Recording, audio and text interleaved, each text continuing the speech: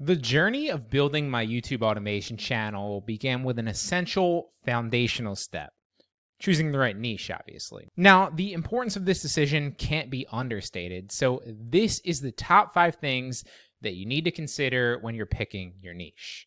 First and foremost is leveraging your strengths and your interests. The ideal starting point for picking a niche is right within you.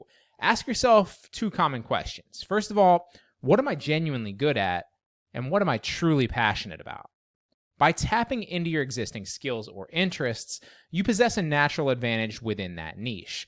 With pre-existing knowledge, you'll obviously intuitively understand what content will resonate within that niche, allowing you to craft engaging videos that cater to a specific subtopic that your audience craves, and you can do that over and over again. Secondly is research on YouTube itself. So if you're like me and sometimes you need inspiration from external sources, YouTube itself is a goldmine.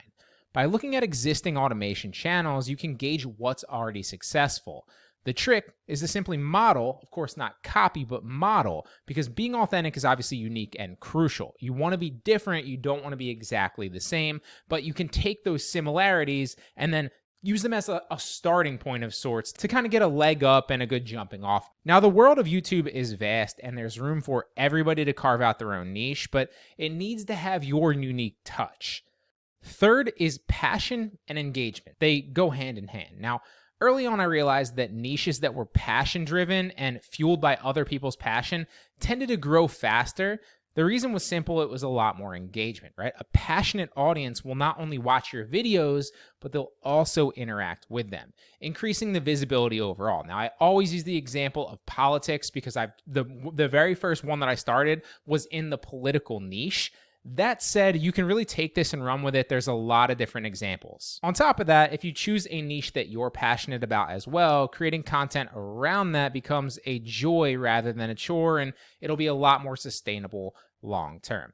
Fourth is the importance of existing interest. Your niche should have already had buzz on YouTube. Like I said, look at other proven channels and see what's working for them. It's not about reinventing the wheel, but rather hopping onto a moving train essentially and adding your unique flavor to it. A valuable tool in this step is to kind of understand your essential YouTube avatar or the profile of person that you're kind of trying to speak to with your video.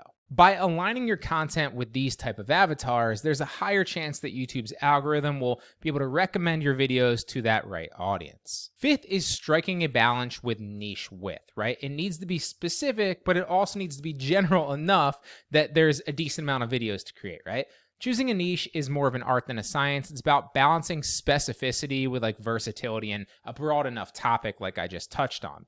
On the other hand, your niche needs to be specific and you need to be able to cater to a defined audience or avatar like we just touched on, right? It needs to be something where it's not super general that like YouTube doesn't know who to suggest it to, but at the same time, it can't be like super micro, whereas if YouTube, even if they know the perfect audience, there's not enough people in that audience to really get you enough of a trajectory in the beginning to push it to a larger audience overall. So make sure it's specific, but make sure it's broad enough to ensure that you won't quickly run out of content ideas and there's enough people to suggest it to.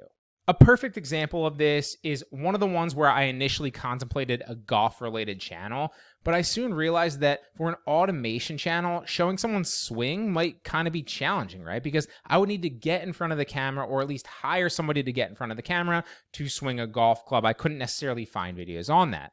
Tech, however, was a fantastic choice with plenty of opportunities for voiceover and varied content. So think about that before you pick your niche. What's the actual logistics of setting up and creating the videos too? Sixth is exploring and experimenting. Now, if you're still uncertain, just spend time on YouTube as a viewer yourself.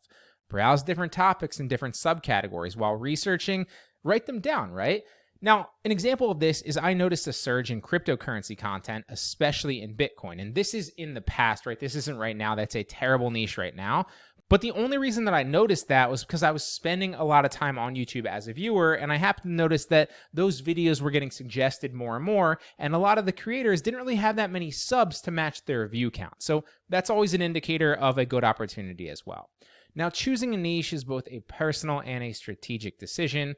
But remember, at the end of the day, it should be something that resonates with you and your audience. By combining your personal passion with like strategic opportunity within that niche, you'll lay a strong foundation for a successful YouTube channel. And one more key insight is don't be afraid to try a bunch, right? If you pick the wrong one in the beginning, you can always pivot. If you're unsure, at least test something again. You can always pivot. So get started and you'll learn a lot more as you go.